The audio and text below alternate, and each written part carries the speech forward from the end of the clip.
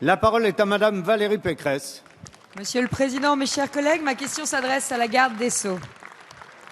Madame la ministre, le 12 juillet 2013, il y a 2 ans, une catastrophe ferroviaire tragique frappait notre pays.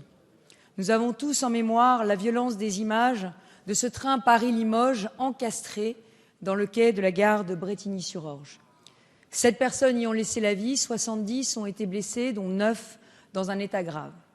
À la suite de cette catastrophe, des experts ont été mandatés et leur rapport dénonce l'état de délabrement avancé des voies autour de Brétigny et d'autres parties du réseau. Face à ce constat, j'ai demandé un audit général des infrastructures ferroviaires en Île-de-France, mais malgré la gravité des faits, ma demande a été rejetée par votre majorité au syndicat des transports. Et voilà que la semaine dernière, le quotidien Le Parisien nous apprend que les juges chargés de l'enquête demanderaient à être dessaisis de l'enquête parce qu'on ne leur donne pas les moyens de faire leur travail. Si cette information est vraie, elle est profondément choquante. La confirmez-vous? Les victimes, les familles et les millions de voyageurs qui prennent le train chaque jour ont droit à toute la vérité sur cette tragédie. Que s'est-il passé à Brétigny?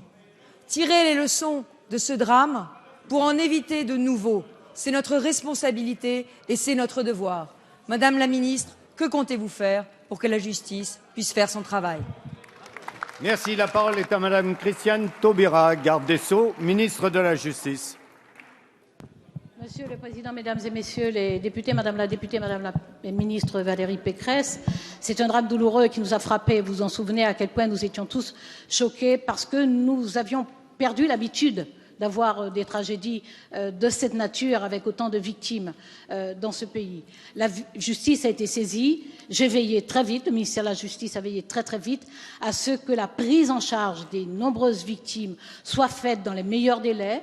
Le Premier ministre s'est déplacé, le ministre des Transports s'est déplacé, je me suis moi-même déplacée et nous avons veillé à nous assurer que tous les moyens seraient donnés.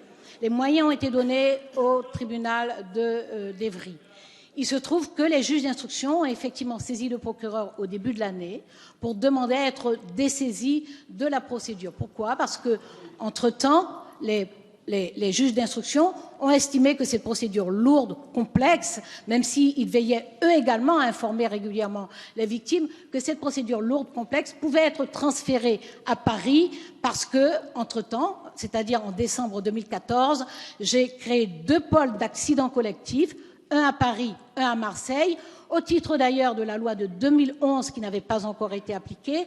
Et ces 2 pôles d'accidents collectifs ont reçu évidemment les effectifs de magistrats et de greffiers nécessaires pour fonctionner. De même, auprès du tribunal d'Évry, nous avons fait une avance en frais de justice pour assurer le traitement de cette procédure.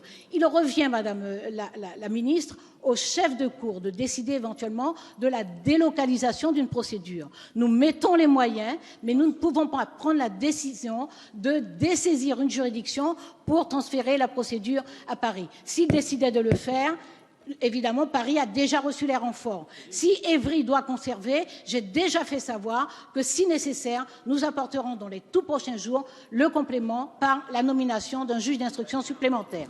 Merci Madame la garde des Sceaux.